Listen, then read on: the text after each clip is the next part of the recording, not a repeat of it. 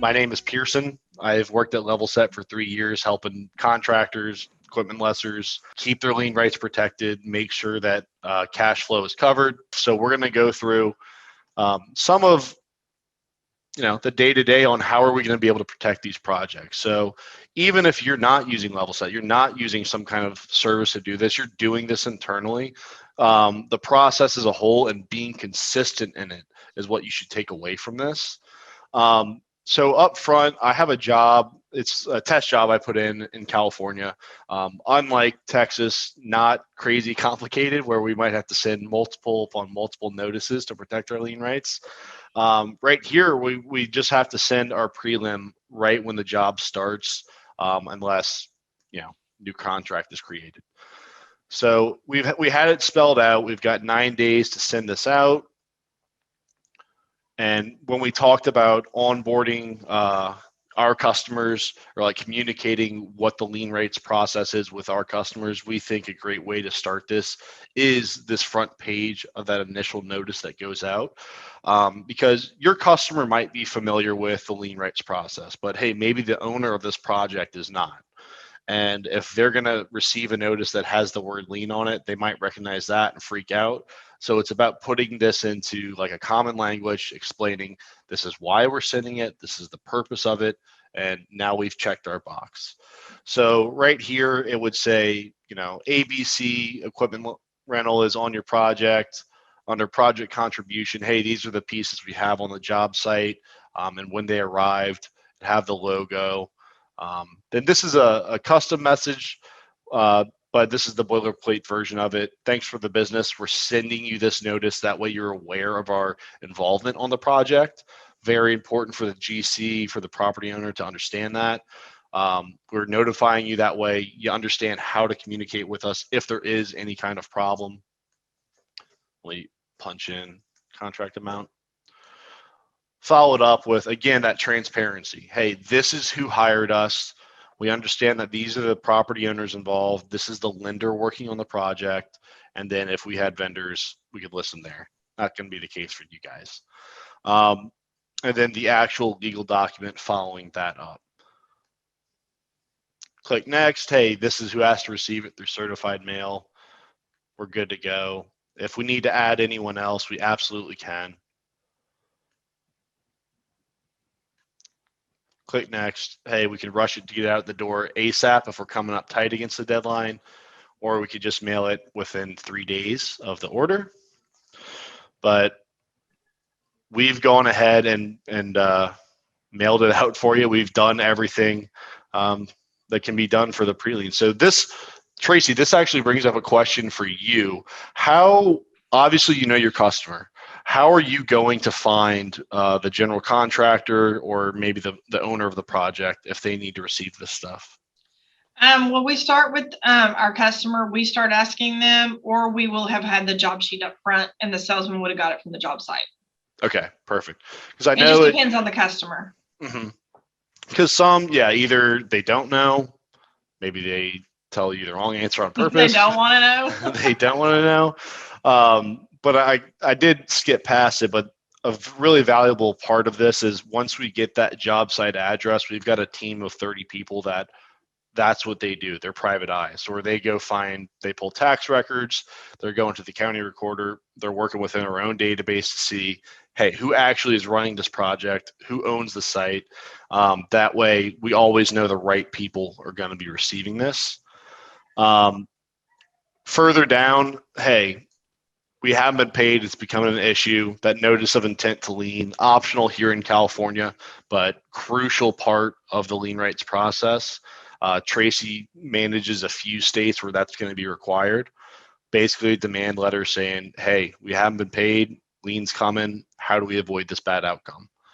And then finally, the lien or the claim against the bond itself, tracking that deadline. It's in plain view. We know when we need to take action. That way it's never creeping up on us. Last thing I want to highlight here is this was an individual project. So if we have those credit assistants and they're responsible for all the jobs that we work with these 5 customers, they can look at their individual projects like that and see, okay, where do we stand? Beyond that, this is the view that Tracy's going to want to see is where do we stand across all of our different projects, whether that's oil field customers, construction, ag, as this loads up, because this is going to be basically that report that's showing where do we stand everywhere. So we can sort it out by, hey, what's our nearest approaching deadline, notice, lien, bond claim, protected status. So, hey, have we met a requirement that's going to be due pretty soon here? Outstanding amount, who's our customer? And there's a ton of different columns that you could, rearrange this by. When were we last on site? Who is the GC running the project? Which line of business? So oil field, or construction. And then this is my favorite way to filter this, which is the lien alerts. So we're doing this for, really large distributors, not just really large, massive distributors like Ferguson. We're doing this for like Ahern in the equipment rental space, to where we have a footprint on a lot of projects across the US. And if we know that, we've got certain customers on certain jobs, well, then we know if they're filing liens, obviously, but that also gives us an address to pull from that county recorder website across the US. So we're able to see, hey, are other project participants filing liens on the jobs that our customers are working on? So when Tracy is, when she's looking in that first week, getting notices prepared to go out on the 15th, this is when we could come in and look and see, all right, this job has 20 liens on it already. I'd say it's probably guaranteed we're going to have that notice out and ready and get it out the door, to where you can kind of prioritize what do we need to pay attention to, and, how do we need to hop on the phone and communicate with our customers now if we're stepping into a hornet's nest, I guess, Tracy, like, not just the lien alerts, but how do you track this information, or like, how do you see this being useful in your position? Well, I have something similar that I use, kind of like a spreadsheet that I kind of track with.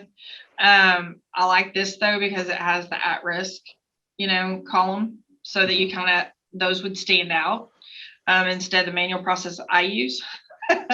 But, again, we're, the way that we have to do ours because of the time issue, it's just different. But I like the at-risk because it kind of stands out and tells you, you need to do me first. And that's also nice when you can get those that you're going to have to do out of the way. Then you can focus on the ones that you may have to do. And so, too, I do have a dollar limit. If it's under $2,500, I don't even mess with those. Right. I do everything over that. So, that kind of cues out. So I kind of peel the top ones off that I know I have to do, the $2,500 out, and then I'm left with everything in the middle. Yeah.